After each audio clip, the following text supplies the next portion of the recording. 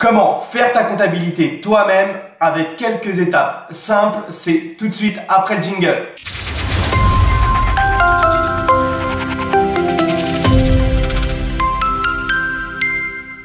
Un entrepreneur doit toujours faire sa comptabilité. En début d'entreprise, c'est vrai qu'il est très difficile de passer par un comptable parce que ça demande des frais et qu'on n'est pas souvent pris au sérieux en début d'activité. Pour les personnes qui sont en début d'activité, je vous conseille de quand même faire votre comptabilité vous-même parce que vous risquez de faire de grosses erreurs, de ne pas penser à quel argent va où et quelle somme doit être prévue pour quand. Si vous avez une mauvaise gestion de vos finances, c'est là où votre business est mis en péril et c'est là où vous risquez de vous casser la gueule et donc de voir votre activité finir. C'est pas parce que vous générez des revenus, c'est pas parce que vous générez 4000 € de chiffre d'affaires chaque mois que vous êtes à l'abri d'une faillite. Les plus grandes entreprises sont tombées avec des millions et des millions d'euros de chiffre d'affaires générés chaque mois et ça ne leur a pas empêché par une mauvaise gestion des finances, gestion du temps ou gestion des relations de se casser la gueule après des années et des années d'expérience. Il faut, dès le départ,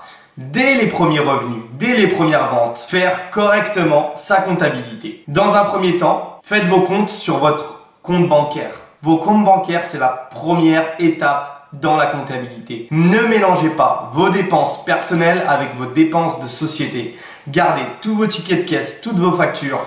Peu importe, gardez tout et faites correctement vos calculs. Déjà, la comptabilité, elle commence avant même de générer les premières ventes parce qu'en fait, tout simplement, il va falloir correctement calculer sa marge. La marge, c'est la différence entre les dépenses et le chiffre d'affaires. Ce qui reste le bénéfice net après TVA, après taxes, après imposition, après tous les frais qui puissent entrer en compte dans votre business.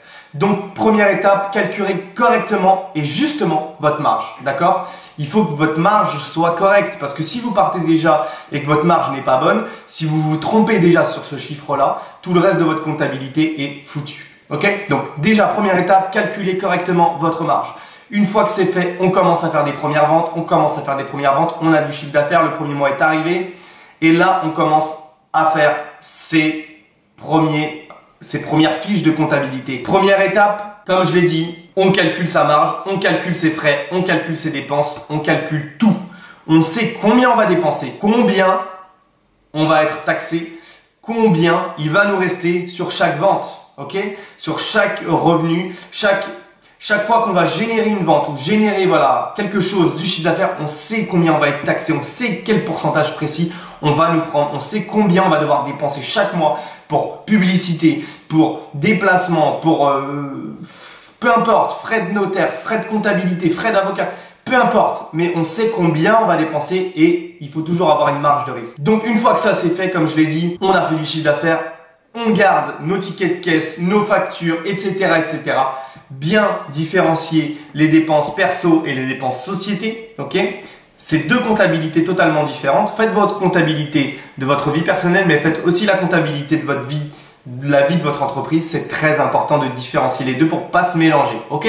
Et même pour les auto-entrepreneurs qui sont autorisés à utiliser leur compte commun pour pouvoir gérer leur activité professionnelle d'entreprise, ne mélangez pas tout. Je vous conseille d'avoir un compte à part.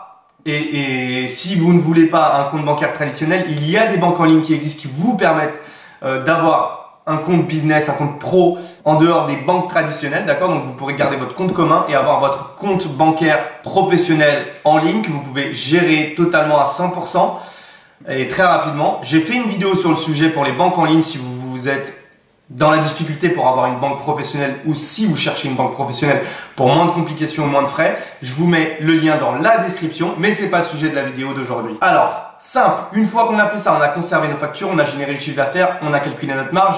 Là, on va lancer un fichier Excel. Et dans ce fichier Excel, on va mettre donc les produits qu'on vend, d'accord? Donc la nature des produits, la date de chaque mois, le nombre de ventes effectuées chaque mois. Donc il faut suivre ces ventes. C'est important de bien suivre ces ventes. Si aujourd'hui vous en faites 2 et que demain vous en faites 3, vous devez les noter, vous devez les marquer. Aujourd'hui j'en ai fait 2, demain j'en ai fait 3. Au total j'en ai fait 5. Ok? Le chiffre d'affaires généré, d'accord? Donc c'est très important de tous ces chiffres-là de les garder. Le ratio par jour, le ratio des ventes par jour. Donc si hier j'en ai fait 2 Et aujourd'hui, j'en ai fait 2. Sur 2 jours, ma moyenne, elle est de 2. Voilà, donc faites le ratio, la moyenne des ventes par jour. C'est important de pouvoir se situer au niveau de votre résultat. Les dépenses. Il faut une case dépenses. Vous faites une case dépenses. C'est très important. Dans les dépenses, il peut y avoir les frais publicitaires, il peut y avoir les frais de gestion de compte, il peut y avoir les frais, les taxes, les impôts, la TVA. Vous pouvez mettre tous ces frais à l'intérieur. Ok. Ensuite, bénéfices restants, bénéfices déjà encaissés et le total des bénéfices qui ont été générés ce mois-ci. Ensuite, on fait une case compte fournisseur pour le frais. En gros, c'est les taxes, c'est les frais produits. Donc, l'argent que vous avez dépensé en générant chiffre d'affaires pour acheter vos produits. Donc, si votre produit coûte 5 € et que vous avez vendu 100 produits, 500 €. Voilà, 500 € dans cette case. Ok. Et ensuite, donc, ensuite, ça dépend comment vous travaillez avec votre fournisseur.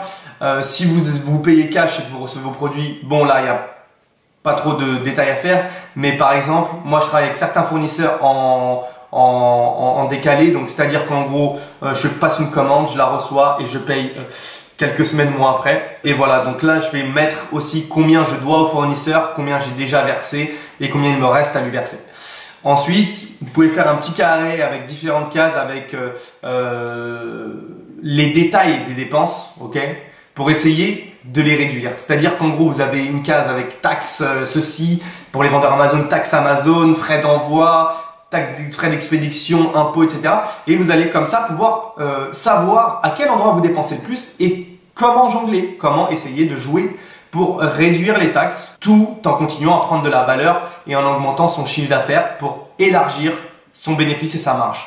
Donc voilà, c'est quelques étapes pour gérer sa comptabilité. Il est très important, c'est même, on va dire 50% du boulot dans une entreprise, c'est bien de faire des ventes.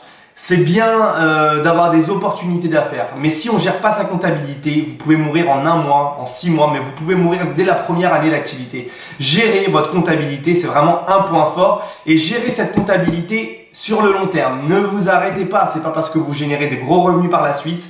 C'est pas parce que vous commencez à gagner 2-3 000 € de bénéfices nets dans votre poche que là, on commence à se laisser aller. Faites comme si c'est tous les jours le premier jour. Chaque jour, c'est le premier jour. C'est très important de réagir comme ça. C'est très important d'avoir cet état d'esprit-là quand on commence un business parce qu'on va vraiment jamais se relâcher.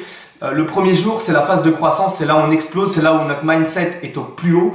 Et le jour 2, c'est le jour de stagnation. C'est le jour où l'entreprise commence à avoir une phase de stagnation. Et ensuite, le 3e jour, c'est le jour où on commence à mourir. Et donc voilà. Donc vraiment, il est très important de garder à l'esprit qu'il faut être tous les jours le premier jour, que ce soit pour votre comptabilité, vos gestions des relations, vos gestions de vos émotions, de vos finances. Et voilà, toute la gestion de votre entreprise, faites comme si c'était le premier jour. Ok ? Tout en prenant de la valeur et tout en étant en pleine croissance. Ok? Donc c'était Anthony Quadio avec quelques conseils pour votre comptabilité. N'hésitez pas à regarder toutes les vidéos qu'on a parce qu'on a vraiment beaucoup de vidéos sur l'entrepreneuriat, sur la création d'entreprise. Si vous n'avez pas encore démarré votre entreprise en ligne, je vous invite à regarder nos différentes vidéos qui traitent du sujet parce qu'on vous explique comment lancer votre entreprise avec un petit budget, comment gérer votre entreprise de A à Z et c'est des conseils qui sont 100% gratuits. Abonne-toi si tu veux être au courant de toutes nos infos très rapidement. C'était Anthony Quadio pour une nouvelle vidéo business. Je vous dis à très vite et je vous souhaite de très bonnes fêtes et rendez-vous au sommet.